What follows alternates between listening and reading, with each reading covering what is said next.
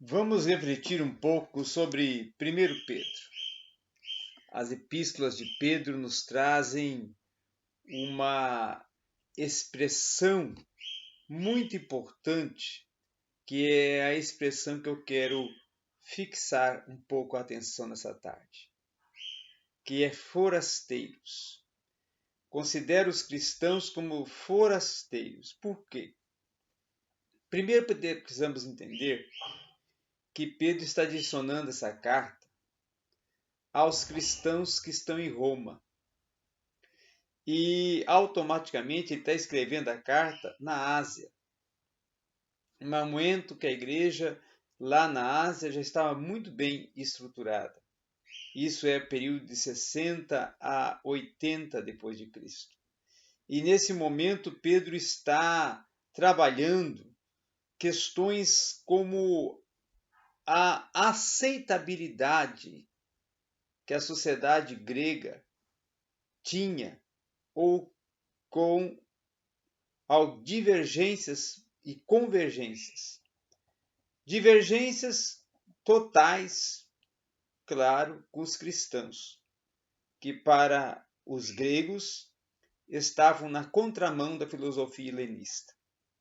E convergência para com o judaísmo, que eles consideravam, claro, uma seita, porém que eles tinham um certo respeito, uma certa consideração e aceitavam eles viverem com procedimentos e contextos de atitudes e ações à parte.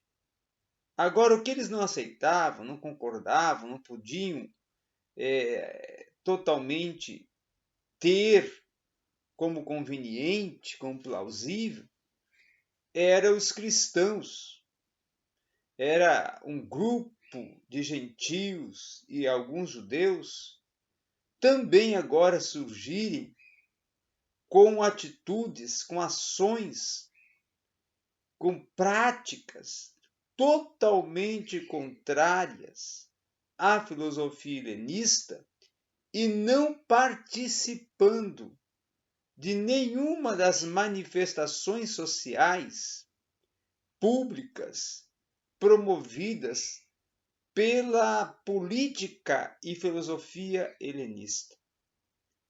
Então, para eles, gregos, ali era um momento muito triste, muito cruel, a ver que agora surgia um confronto não só ideológico, mas um confronto sociológico e automaticamente de cunho religioso, que discordava das posições da filosofia helenista, que discordava do que a filosofia helenista priorizava dentro das suas práticas, dos seus rituais, dos seus cerimoniais, que os cristãos não participavam e se isolavam, tornando-se uma comunidade totalmente afastada do círculo social e da prática da sociabilidade promovida e inserida no contexto da filosofia helenista. Assim, esses cristãos são considerados forasteiros porque eles ressuscitam uma comunidade do êxodo, a comunidade que está saindo de uma escravidão e agora vem com uma nova composição, um novo formato, um novo agir, um novo procedimento, uma nova vida, com novos rituais, com novas concepções, com novas percepções, e com isso se afasta de um contexto que está totalmente mórbido, totalmente cético, totalmente pautado por um politeísmo, um sincretismo, uma idolatria, e se reserva, como se reservavam aqueles que pertenciam à comunidade Qumran, que ficavam isolados nas cavernas, lá nos desertos de Qumran, não querendo contato com a civilização, não querendo participar das práticas da civilização. Então, automaticamente, Pedro, o apóstolo, começa a ver aí uma guerra social entre os gregos, entre aqueles que pertencem e defendem a filosofia helenista para com os cristãos. E automaticamente vai se posicionar dizendo: olha, vocês são considerados como forasteiros e nós somos considerados como forasteiros porque essa não é a nossa pátria, essa não é a nossa percepção, visão, vida social, porque nós contemplamos e aguardamos um futuro, uma esperança, uma bendita esperança, uma nova vida que será efetivada em uma nova dimensão do futuro, uma dimensão do escatom aonde aqueles que assim se mantiverem afastados da pecaminosidade conquistarão a participação. Então, Pedro tem uma dimensão escatológica, como tem uma dimensão sociológica, aonde ele faz aí uma apresentação na sua carta de conflitos sociais.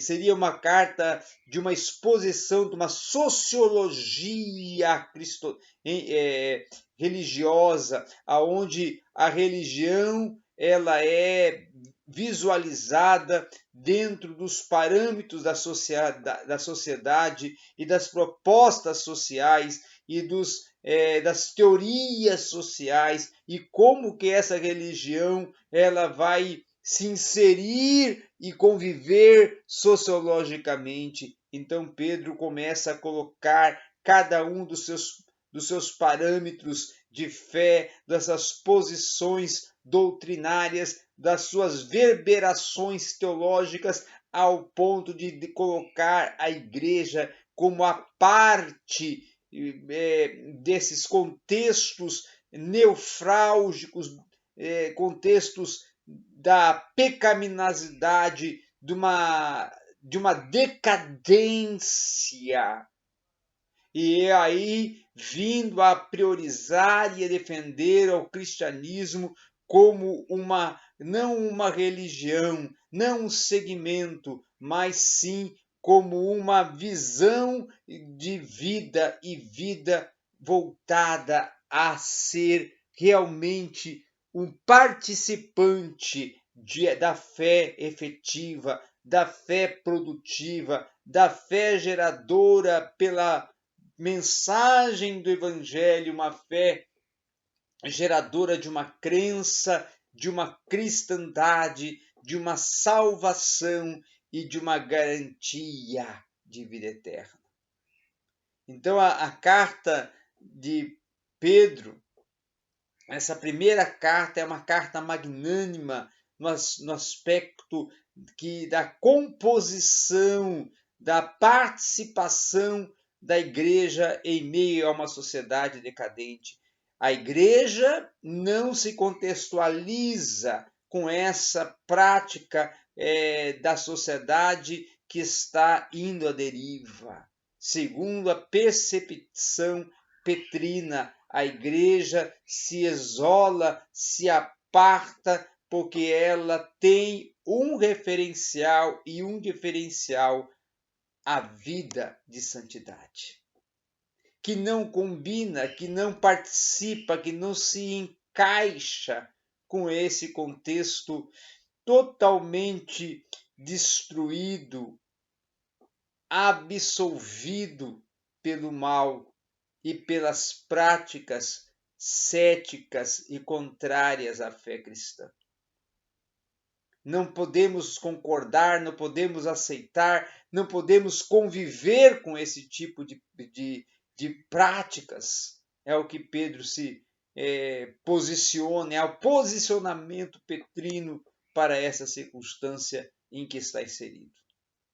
Então, a carta pedrina nos leva a uma defesa sociológica do cristianismo, como sendo um segmento, não, como sendo uma religião, não, como sendo um grupo, não, mas como sendo um povo separado e eleito, como sacerdócio santo, o povo real, a geração eleita.